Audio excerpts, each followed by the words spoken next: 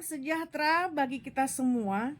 Mahasiswa yang saya kasihi, hari ini kita kembali dalam kelas Pendidikan Agama Kristen dalam Masyarakat Majemuk.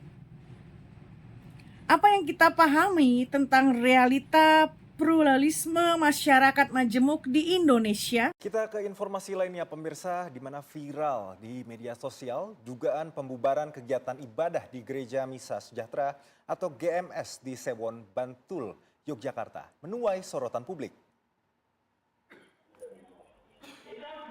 Video amatir kasus dugaan pembubaran kegiatan di Gereja Misa Sejahtera atau GMS Sewon, Bantul menjadi perhatian publik setelah videonya viral di media sosial. Menanggapi hal tersebut, Bupati Bantul Abdul Halim Muslih menyesalkan tindakan intimidasi terhadap umat yang sedang menjalankan ibadah.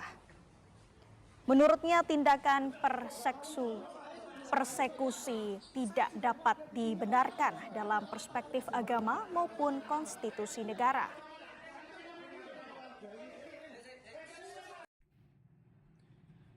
Mengapa hal itu bisa terjadi? Salah satu penyebabnya adalah kurangnya pemahaman dalam bermasyarakat majemuk yang ada di Indonesia.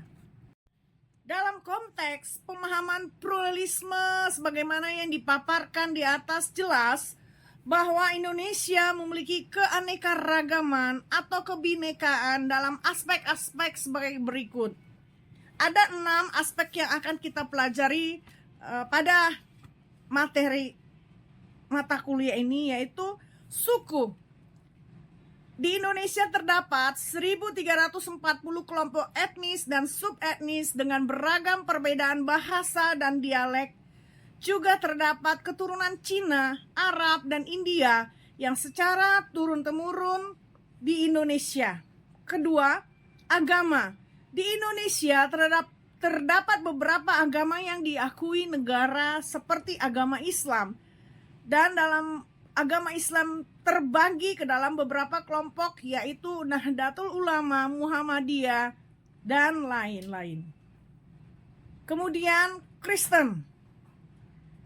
Ada Katolik, Protestan dengan berbagai aliran, yaitu Lutheran, Calvinis, Anglikan, Menonit, Baptis, Metodis, Pentakostal, Karismatik, Injili, Bala Keselamatan, Adventis, dan beberapa aliran lainnya. Kemudian Hindu, Buddha, Konghucu, agama-agama suku yang beraneka ragam.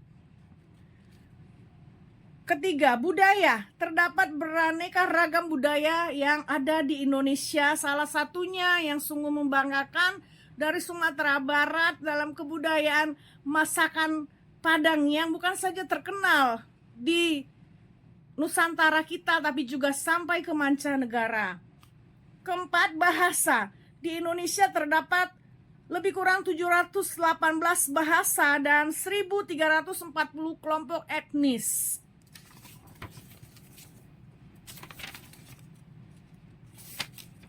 Kelima, pulau.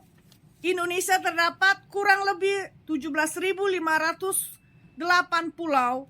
Kemudian selanjutnya ekonomi. Di Indonesia ada beragam variasi mulai dari sistem pertanian sampai industri modern. Lembaga keuangan juga bervariasi mulai dari sistem pemodalan bank keliling sampai kepada bank modern juga bank syariah.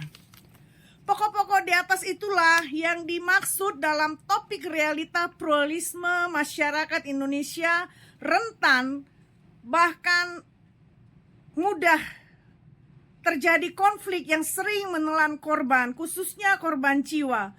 Salah satu unsur pluralisme yang rawan terhadap konflik adalah pluralisme agama. Adanya konflik di daerah-daerah tertentu karena alasan agama. Pemeluk agama yang satu mengklaim agamanya yang paling benar. Agama di luar dirinya adalah sesat, tidak benar, bahkan dianggap kafir. Hal-hal ini menyebabkan harmonisasi kehidupan bermasyarakat sering mengalami konflik. Dalam konteks demikian, bagaimana melaksanakan pendidikan agama Kristen Salah satu solusinya adalah melalui mata kuliah pendidikan agama dalam masyarakat majemuk. Dengan kata lain, bagaimana melaksanakan pendidikan agama Kristen dalam hubungannya dengan sesama manusia yang tidak seiman, namun tidak dapat dipisahkan dari kehidupan bersama dalam sebuah negara yang dikenal dengan masyarakat majemuk.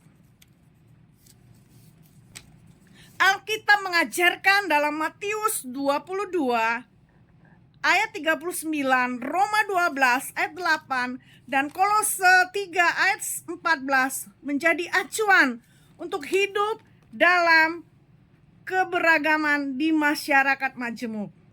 Matius 22 ayat 39, kasihilah sesamamu manusia seperti dirimu sendiri. Ayat ini menjadi fondasi untuk hidup berdampingan, di mana umat diajarkan untuk menghormati siapa saja tanpa syarat dan batasan.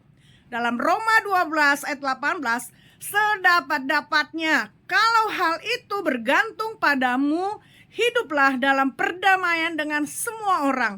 Pesan ini sangat relevan untuk menjaga kerukunan dan menghindari konflik di lingkungan yang beragam ini.